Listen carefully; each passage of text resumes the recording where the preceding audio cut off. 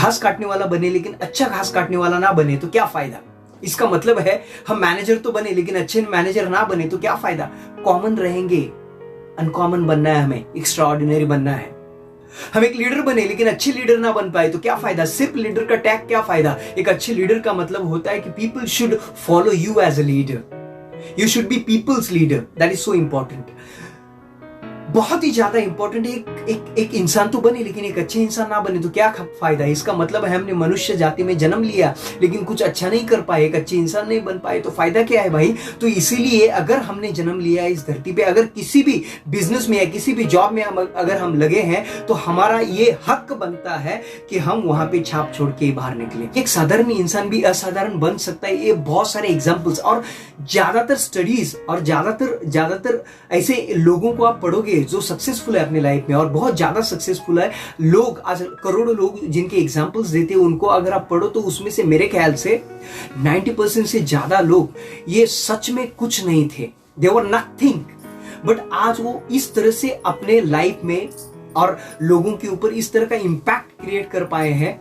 इसका कारण एक ही है कि उन्होंने जो भी काम वो कर रहे थे, जो भी प्रोफेशन उन्होंने चुना था, जो भी बिजनेस उन्होंने एक करियर के तौर पे चुना था, उसकी डिमांड्स को जानना शुरू कर दिया। जो भी बिजनेस हमने चुना है, जो भी प्रोफेशन हमने चुना है, वो भी कुछ डिमांड्स हमसे रखता है। तो डिमांड्स क्या है, क्या आपको पता है कि आपके बिजनेस की, आपके प्रोफेशन की आपसे क्या डिमांड्स है?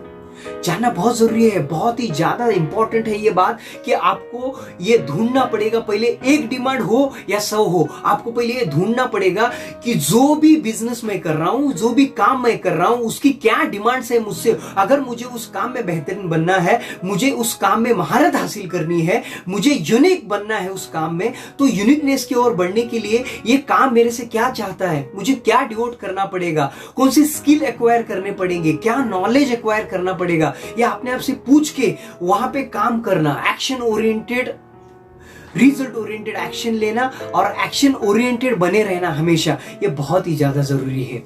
क्योंकि अगर हम किसी चीज से कुछ भी चाहते हैं तो ध्यान रखना, वो सामने वाली चीज चाहे वो जीवित हो या ना हो, उसकी भी कुछ डिमांड्स होती है, वो भी कुछ चाहती है आपसे। उनकी वो चाहत, वो चाहे सामने से बताए या ना बताए, आपको जानना बहुत जरूरी है।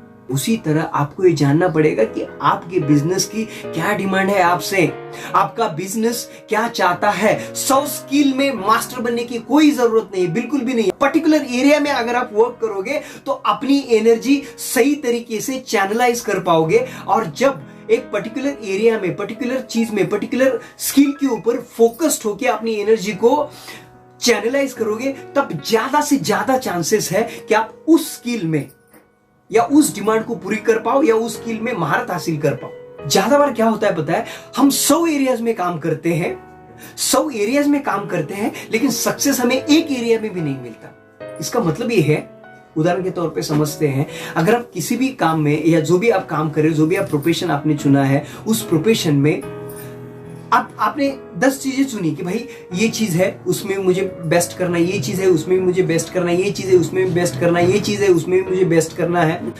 प्रॉब्लम ये होता है कि हम जो भी काम कर रहे हैं उसके हर एरिया में हम बेस्ट बनना चाहते हैं, लेकिन ये कभी पॉसिबल नहीं है। ध्यान देना, आप कहीं ना कहीं कम पड़ी जाओगे। अगर 10 एरिया में आप काम कर रहे हो तो 10 एरिया में से आप 9 एरिया में हमेशा कम ही रहोगे।